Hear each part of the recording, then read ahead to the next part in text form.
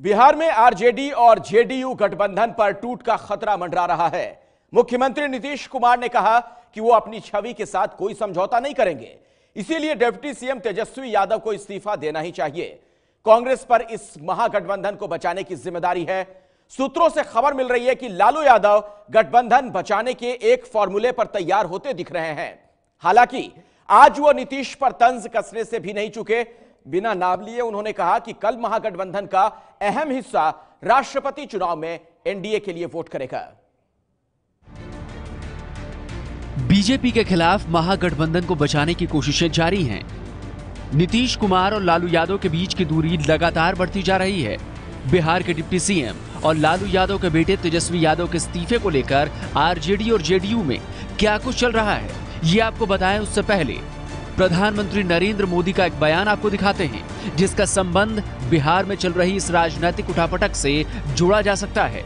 Monsoon सत्र से पहले बुलाई गई सर्वदलीय बैठक में पीएम मोदी ने कहा कि सार्वजनिक जीवन में स्वच्छता के साथ ही भ्रष्ट नेताओं पर कार्रवाई आवश्यक है। हर दल ऐसे नेताओं को पहचान कर अपने दल की राजनीतिक यात्रा से अलग करे। देश को लूटने वालों के खिलाफ जब कानून अपना काम करता है तो सियासी साजिश की बात करके बचने का रास्ता खोजने वालों के विरुद्ध एकजुट होना होगा। ऐसे भ्रष्टाचारियों के ऊपर जो कानूनन कार्रवाई हो रहे हैं उसको आगे बढ़ाने का और इस भ्रष्टाचार को समाप्त करने का एक संघर्ष करने के लिए उन्होंने सभी पार्टियों को आह्वान दिया। पीएम मोदी का यह बयान ऐसे वक्त में आया है जब भ्रष्टाचार के मुद्दे पर बिहार के मुख्यमंत्री नीतीश कुमार और लालू यादव के बीच तनातनी बढ़ी हुई है। भ्रष्टाचार के आरोपों के बाद सीबीआई लालू और तेजस्वी यादव समेत लालू परिवार की जांच कर रही है। नीतीश कुमार अपने मंत्रिमंडल से तेजस्वी के इस्तीफे पर अड़े हुए हैं, जबकि लालू यादव इसके लिए मान नहीं रहे। जाहिर है गठबंधन खतरे में है। विधायक दल की बैठक में नीतीश कुमार साफ कर चुके हैं कि वो अपनी छवि से कोई समझौता नहीं करेंगे। देश और दुनिया जानता है कि नीतीश कुमार जी करप्शन से कभी समझौता नहीं कर सकते। जब हमारे दल का बैठक हुआ तो उन्होंने 2 शब्दों में ही कह दिया था कि मेरी छवि से कोई कंप्रोमाइज नहीं होगी, मैं सिद्धांत से कभी समझौता नहीं करता, और जिसके ऊपर आरोप लगा वो तथ्य के साथ सामने आना चाहिए। उधर आरजेडी भी तेजस्वी को बचाने में जुटी है। हालांकि उन्हें उम्मीद है कि नीतीश गठबंधन को टूटने नहीं देंगे। आप छवि को लेकर के बिहार में नीतीश जी की छवि है, आप तेजस्वी जी की छवि के बारे में बात कर लीजिए कि नीतीश जी बहुत परिपक्व हैं, उनमें इतनी संजीदगी है कि वो तेजस्वी जी पर कम से कम लगे हुए आरोपों की सच्चाई जानते हैं। 28 साल के नौजवान को इसलिए घेरा जा रहा है क्योंकि वो मुखर स्वर था मोदी जी और अमित शाह जी की तानाशाही वाली राजनीति के लिए। तेजस्वी सहित अपने परिवार के खिलाफ लगे भ्रष्टाचार के आरोपों पर लालू यादव कह चुके हैं कि ये मोदी सरकार की साजिश है। आरजेडी के साथ साथ कांग्रेस भी सीबीआई और दूसरी केंद्रीय एजेंसियों के दुरुपयोग का आरोप मोदी सरकार पर लगा रही है।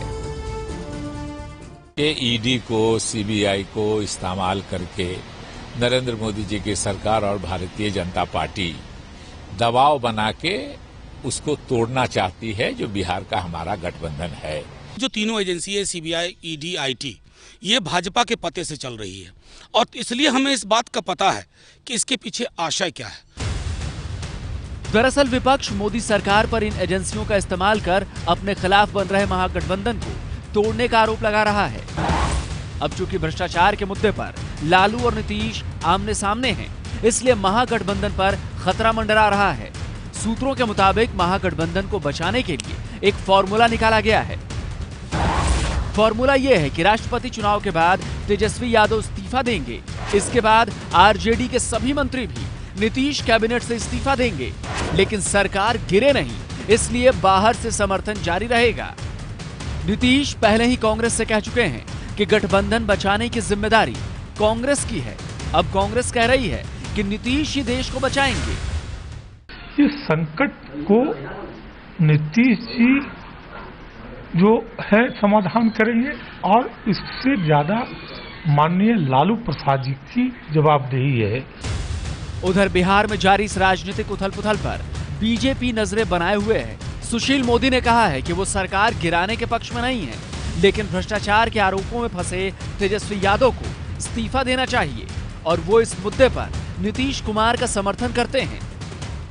हम किसी सरकार को गिराना नहीं चाहते हैं। नीतीश जी के स्टैंड से हम सहमत हैं कि जिन पर भ्रष्टाचार का आरोप लगा है उनको अपने पद पर बने नहीं रहना चाहिए, उनको इस्तीफा दे देना चाहिए। यानी साफ है कि बीजेपी इस बदले हुए राजनीतिक माहौल का फायदा उठाने से नहीं चूकेगी। अमित शाह का भी बयान आया है कि नीतीश कुमार जब तक बीजेपी के साथ सरकार चला रहे थे तब तक बिहार में विकास हो रहा था। अब देखना यह होगा कि राष्ट्रपति चुनाव के बाद बिहार की राजनीति का ऊंट किस करवट बैठता है।